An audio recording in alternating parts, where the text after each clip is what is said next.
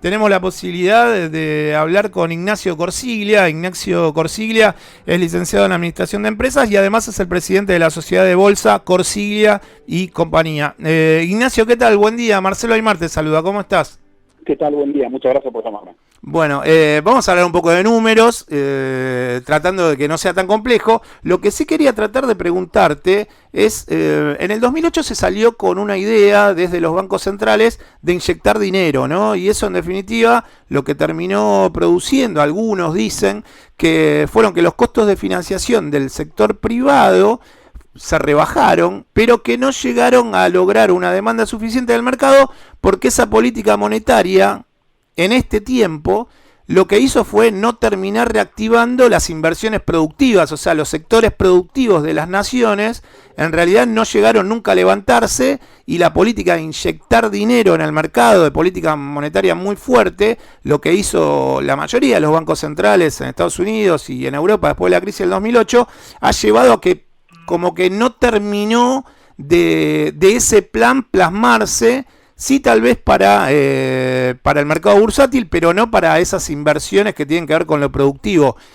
¿Cómo crees que puede llegar a seguir si de nuevo, por lo que estoy tratando de leer en este último tiempo, las políticas de los bancos centrales de inyectar dinero, de emitir tanto en Europa como en Estados Unidos, tienen que ver con las mismas lógicas de salida que sucedieron ante la crisis del 2008?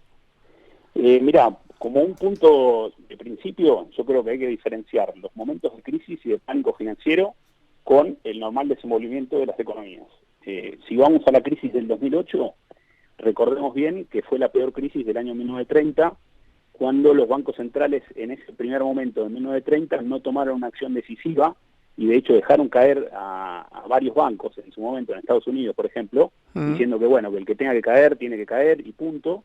Y hay que recordar que Ben Bernanke, que fue el presidente de la Reserva Federal durante el 2008, estudió muy bien esa crisis y determinó que eso no podía ser lo que iba a ocurrir en ese momento. Por lo tanto, inyectó sumas multimillonarias de dinero en cientos de miles de millones de dólares y logró parar una crisis que era terrible, logró hacer que el desempleo, que había llegado al 10%, fuera cayendo sustancialmente y hoy en día estamos en niveles de 3,5% en Estados Unidos. Con lo cual, yo no coincido tanto con tu apreciación del principio de que estas políticas no llegaron, por ejemplo, a lo que es la actividad productiva, porque, digamos, si la actividad productiva no hubiera prosperado, es muy difícil que el desempleo hubiese bajado al 3,5%, que es lo que tenemos hoy, en el medio de esta terrible crisis. Sí. Que, además, no es una crisis, digamos, netamente económica, sino que es una crisis sanitaria que derivó en una crisis financiera y yo creo que es una crisis de corto plazo. Si los efectos, digamos, del coronavirus tienen una duración limitada, yo creo que la actividad se puede recuperar muy rápidamente porque los fundamentos de la economía son muy sólidos. Claro. O sea, entiendo y comparto, los datos están claros, los números son claros de que la caída bursátil fue histórica. Esto va a quedar en los registros mundiales, digamos, como una de las peores crisis de bursátiles de muy corto plazo, pero también creo que la salida puede ser igual de rápida, porque no nos olvidemos que estamos viviendo un tiempo de redes sociales, de operaciones online. Digamos, cualquier inversor en el mundo hoy, con su teléfono, puede operar en bolsa. Claro. No es algo que esté fuera del alcance, o sea, cualquier inversor argentino con una cuenta en una sociedad de bolsa como la nuestra, o como con cualquiera de nuestros 200 y pico de colegas que tenemos, puede con su teléfono comprar y vender. O sea, a cada noticia que hay, uno puede responder con compra o venta. Y en este momento claramente estamos viendo una ola masiva de venta, yo creo que por pánico, o sea, es más que nada de pánico. Obviamente que hay estimaciones de que las pérdidas, por ejemplo, en Estados Unidos por el coronavirus, pueden alcanzar los 4 trillones de dólares, o sea, una cifra monumental, y creo que también eso se está reflejando en las cotizaciones. ¿Sabés, Ignacio, que la semana pasada nosotros hablamos con un economista que vive en Madrid? Él se llama José Carlos Díez y, bueno, tiene relevancia mediática y, bueno, además es amigo de la casa. Y ante la pregunta de cómo reaccionaba Trump y cómo fue la administración de Trump en este último tiempo, él nos decía esto. Yo quiero que lo escuches, lo comparto con vos y después de eso quisiera tener tu mirada y hacerte una pregunta sobre esto que quisiera que escuchases. Así que lo escuchamos a José Carlos Díez la semana pasada hablando desde Madrid sobre lo que él durante muchos años dice que no puede creer lo que está viendo. José Carlos Díez. que yo llevo 25 años trabajando o analizando los mercados financieros. Yo nunca había visto esto, O sea, yo estoy viendo cosas que no vi ni en 2008, con una intensidad y una virulencia, ¿no? Lo digo porque es muy prioritario que a nivel mundial, ¿no? Y me alegro que Donald Trump, aunque otro también como Pablo Iglesias, ha negado a hacerse el test del virus porque estuvo el otro día con Bolsonaro, que está contagiado, Sí.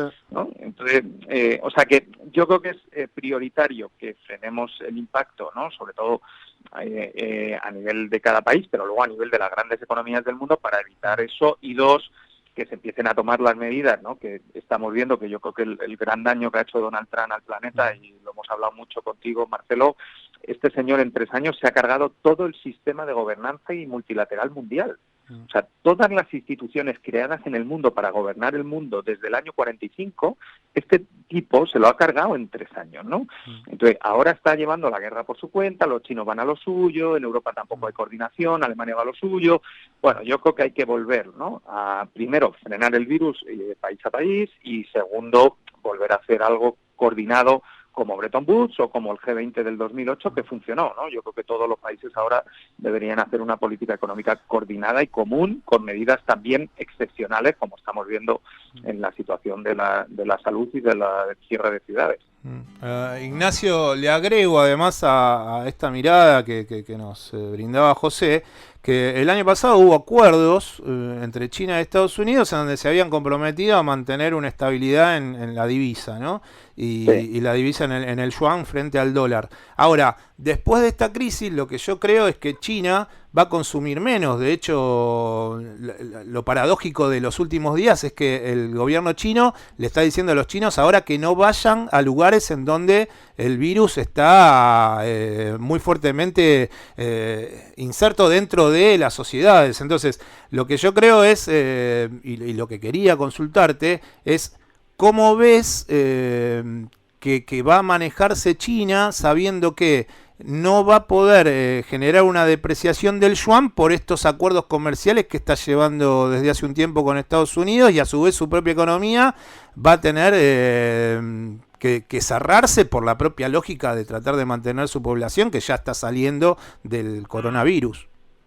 Sí, mira, a ver, yo diferenciaría mucho lo que es el tratado de la emergencia. O sea, por ejemplo, ayer mismo el gobernador de Nueva York, el mayor, lo que le llaman ellos, prácticamente que cerró la ciudad, digamos, ¿no? Y eso trajo, yo creo, vos mencionabas la caída de la bursátil de ayer del 5%, creo que tuvo mucho que ver con eso. Nueva York, que es una de las piezas fundamentales de la economía americana, y al cerrarse bastante en una medida similar a la que tomó el gobierno argentino, yo creo que es medidas drásticas para contener una crisis sanitaria terrible global, una pandemia, como declaró la Organización Mundial de la Salud.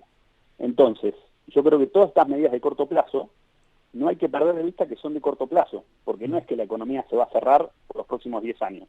Uno ahí sí diría, sonamos, esto es una crisis que es muy difícil de salir, pero no nos olvidemos que esto, o sea, así como entramos tan rápido, es muy posible que la salida sea bastante rápida también, yo creo. O sea, pasado, supongamos, 2, 3, 4 meses, 5, hasta que se domine la enfermedad. De hecho, por ejemplo, en la ciudad donde se generó el principio, digamos, de esta pandemia, en Wuhan, ya están estabilizados los casos nuevos. Prácticamente hubo en esta semana 2 o 3 días donde no hubo casos nuevos. Sí.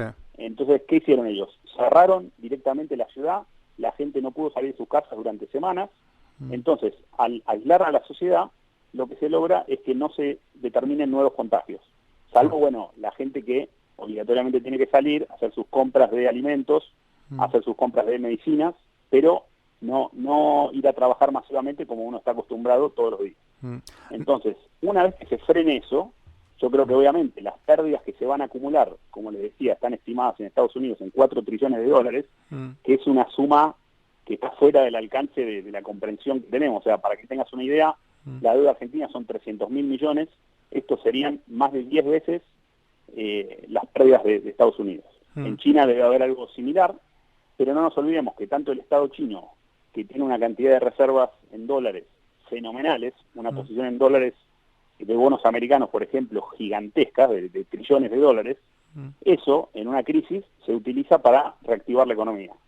Y uno de los puntos, por ejemplo, que habíamos comentado, o digamos la idea era un poco charlarlo también, los estímulos fiscales Sí. de Estados Unidos y de Europa, yo creo que están mostrando una coordinación. En Estados Unidos hay proyectos de estímulo fiscal por 850.000 millones de dólares. Estamos hablando de 3 veces la deuda argentina. Y eso va a ser utilizado, 50.000 millones, por ejemplo, para las aerolíneas, que en este contexto están teniendo una caída de sus ingresos del orden del 60 al 70%.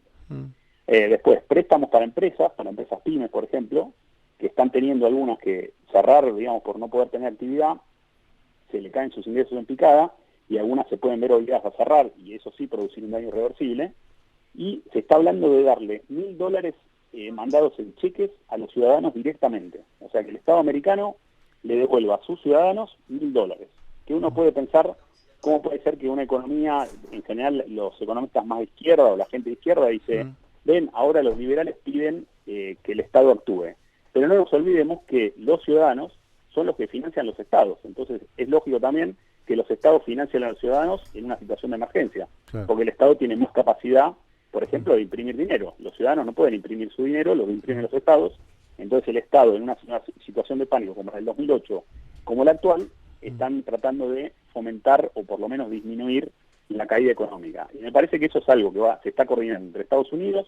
La Unión Europea también anunció planes del 1% más o menos de estímulo fiscal, y el Banco Central Europeo también determinó un plan de estímulo de 750.000 millones de euros. Sí, y ayer también leía que destinó también una parva de plata que tiene que ver con lo que son las pymes para nosotros o las empresas pequeñas. Y me parece que ahí también hay un tema que no sé qué opinás y cómo se va a acomodar Bruselas y el Banco Central Europeo con esa política que, por ejemplo, antes de lo que le sucedió lamentablemente a Italia, era todo el tiempo la administración italiana regañada por el alto déficit fiscal que tenía su administración. Con esa inyección de dinero, ¿cómo crees que va a tratar de lo que sería Bruselas manejar a todos sus socios en esta idea de, bueno, por lo pronto no hablemos del déficit fiscal? ¿Crees que puede terminar un poco por ahí? De hecho, hay una de las medidas, dentro de las medidas de estímulo fiscal, tal cual como lo decís vos, se suspendió, o digamos, o se está por suspender, lo que se llama el Pacto de Estabilidad, que limita los déficits de los Estados miembros en el 2% del PBI. Eso, en una situación de emergencia como la actual, me parece totalmente lógico que eso se deje de lado. ¿Por qué? Porque no tiene sentido estar cuidando un déficit que sea del 2, del 3 o del 4, cuando estamos hablando de que hay una crisis, ya no es económica, es humanitaria. O sea, la gente que se queda sin trabajo necesita seguir comiendo, necesita seguir comprando remedios. Claro. Entonces no puede esperar a decir, bueno, vamos a esperar que el déficit se acomode. No, en estas situaciones yo creo que es, hagamos todo lo que esté disponible.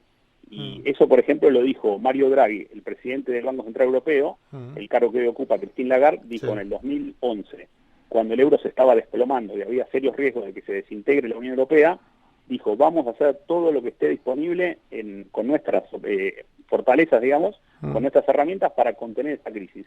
Y la respuesta de Lagarde, en un primer momento, cuando todavía no había llegado a su pico lo del coronavirus, hace 10 días más o menos, dijo, bueno, todavía no es nuestra función contener los rendimientos de deuda de los países, sobre todo Italia y España, y vemos que una semana después, cuando la crisis ya llegó a un punto que es muy difícil de frenar, digamos, o de limitar, dijo, vamos a hacer todo lo que esté disponible.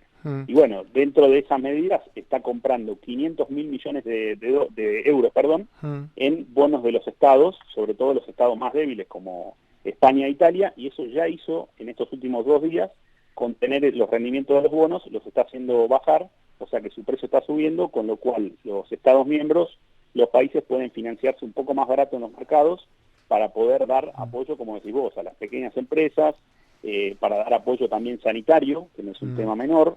O sea, están teniendo un problema grande de atención médica a tanto los enfermos de coronavirus como los enfermos normales que tienen que tener atención de cuidados intensivos. Es muy importante que haya suficientes camas, suficientes respiradores, pues si no, en Italia están diciendo que se muere la gente en los pasillos de los hospitales por falta de atención médica, que el sistema no está preparado. En cambio, en Alemania, una economía mucho más desarrollada, mucho más avanzada, se muere mucho menos gente porque tiene mucho más posibilidades de atención. Ignacio, Te hago la última pregunta y tiene que ver con el Merval, Argentina, lo que pasa en el mercado bursátil de nuestro país.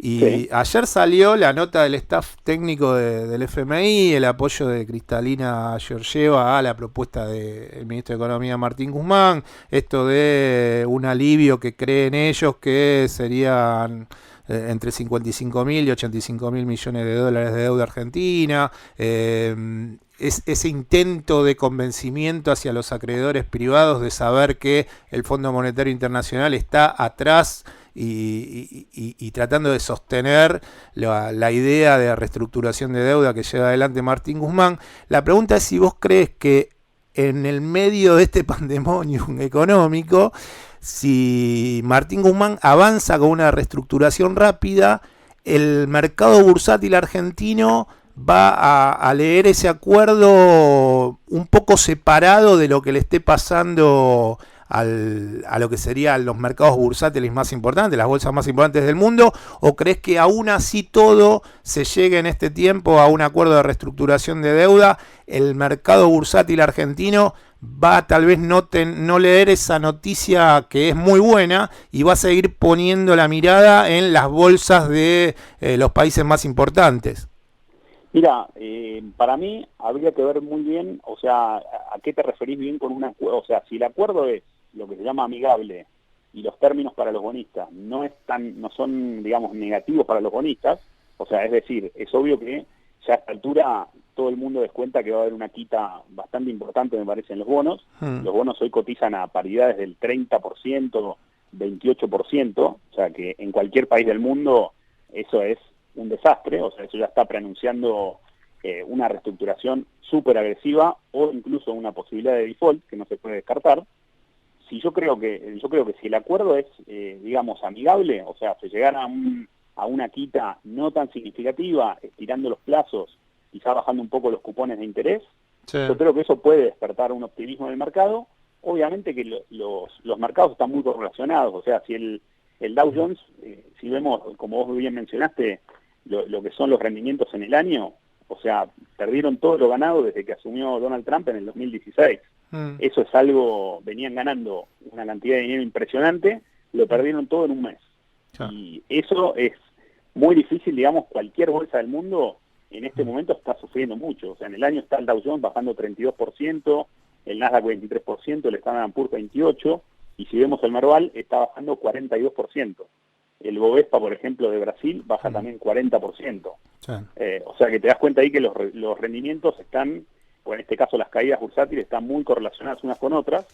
Y obviamente que si arreglamos el problema de la deuda va a ser un excelente paso, pero bueno, puede generar un optimismo de corto plazo que para poder ser duradero va a tener que estar relacionado con una salida de la crisis a nivel internacional del coronavirus, que yo creo que se va a lograr, no tengo duda que se va a lograr en unos cuantos meses. Yo creo que vamos a estar dejando atrás este problema. Ignacio, bueno, ha sido un placer hablar estos minutos y espero que tengas un buen fin de semana largo y estaremos hablando seguramente durante el año. Igualmente para ustedes y a disposición para cuando lo necesiten. Muchísimas gracias, Ignacio. Buen fin de semana. Un abrazo. Chau, chau. Quien está hablando con nosotros era el licenciado en Administración de Empresas y además es presidente de la Sociedad de Bolsa Corsiglia y Compañía, y él se llama Ignacio Corsiglia.